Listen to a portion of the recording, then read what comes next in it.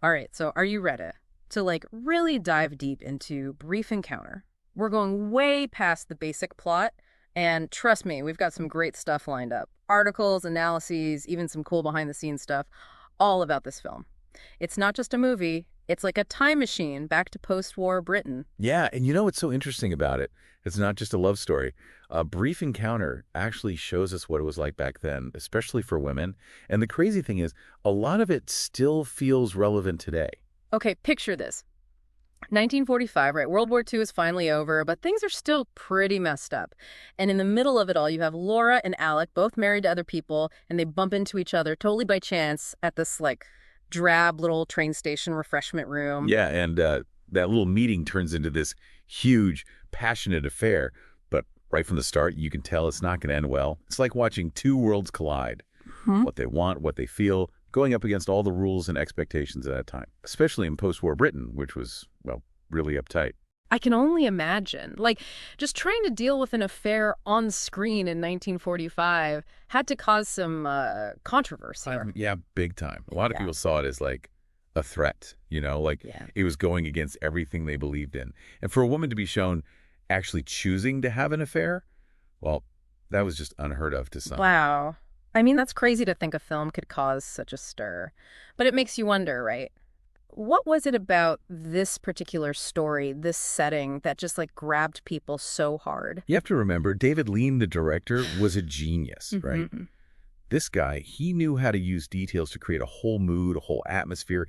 From the clothes they wore to the sounds of the train station itself, he uses it all to pull you right into their world, make you feel what they're feeling. And those places where they filmed it, especially Carnforth Station, I mean, you look at it and you're right there in the past. It's wild. Yeah, it's almost like melancholy, but beautiful too. The station becomes this powerful symbol, it's the place where they connect, but it's also a place of escape, even though they can't really escape their lives. It's like they're stuck on the platform, never quite reaching their destination, you know what I mean? And speaking of powerful, man, that music, the Rachmaninoff Piano Concerto No. 2, it's like more than just a soundtrack. It's like a secret language between them. Totally. Lean, he was so smart with how he used it.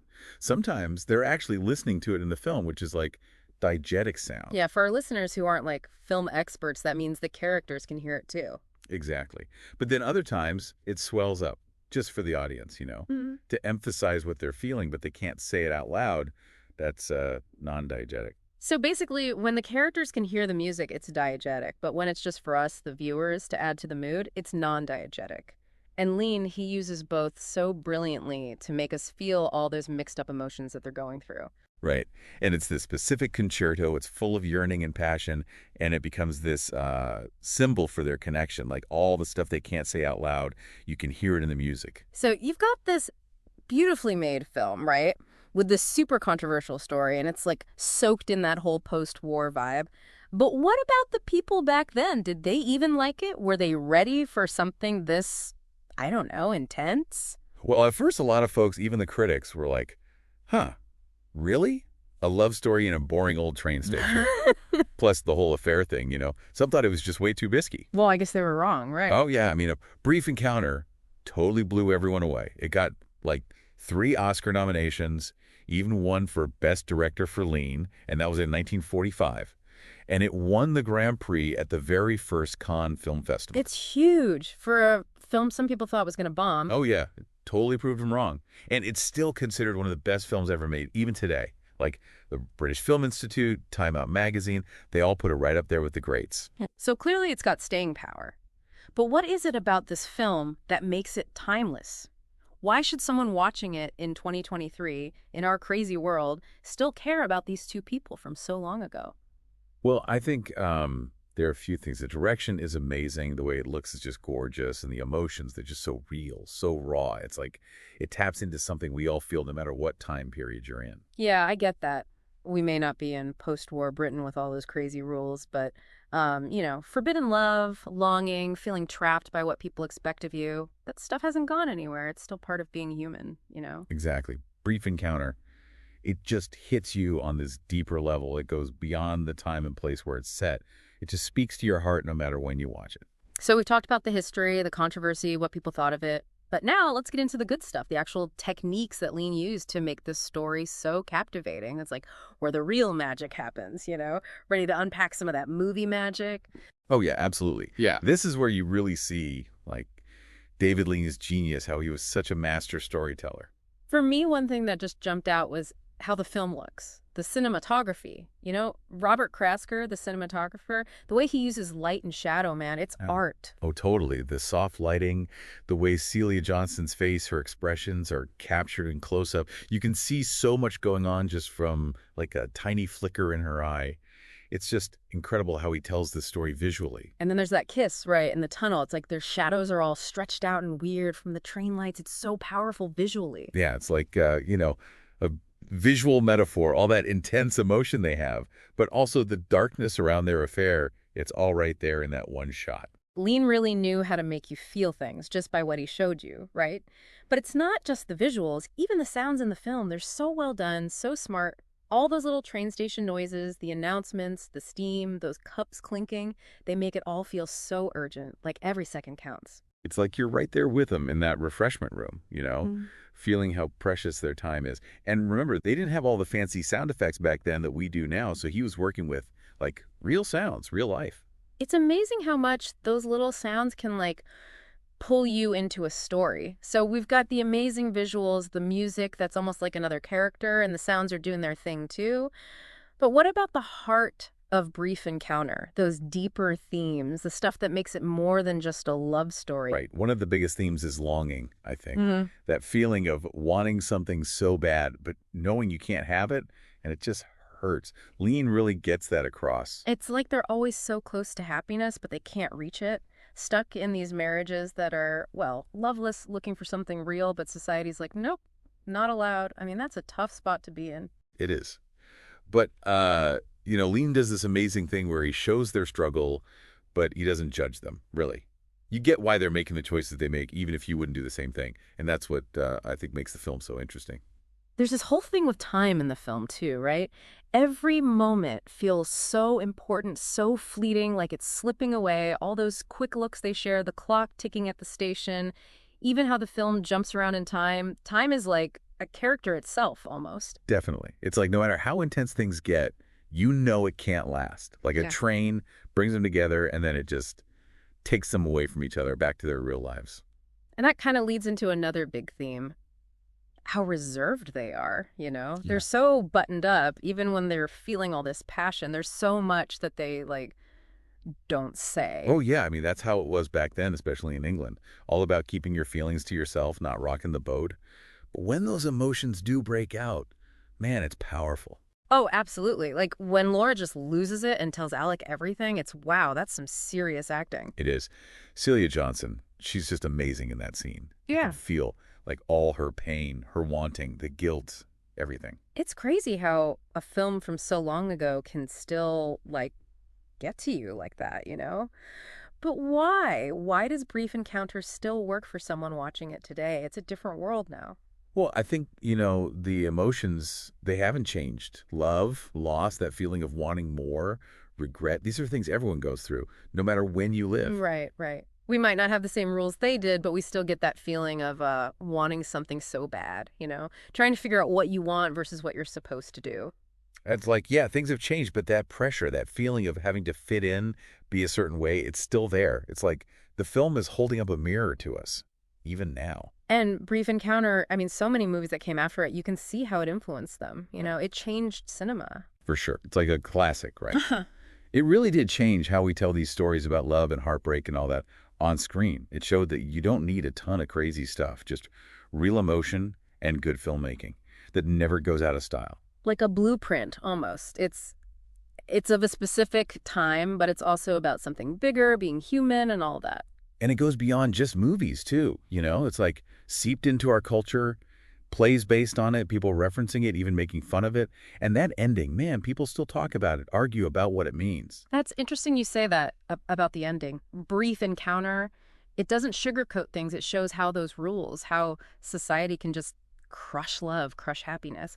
But I keep thinking, what if things were different, you know? Yeah, a lot of people wonder that. Like, if they had met at a different time when it wasn't such a big deal, could they have actually made it work? Or was their love just too strong, too much, too fast? It's like you finish the movie and you can't stop thinking about those what ifs, you know? And that's what makes it so good, I think.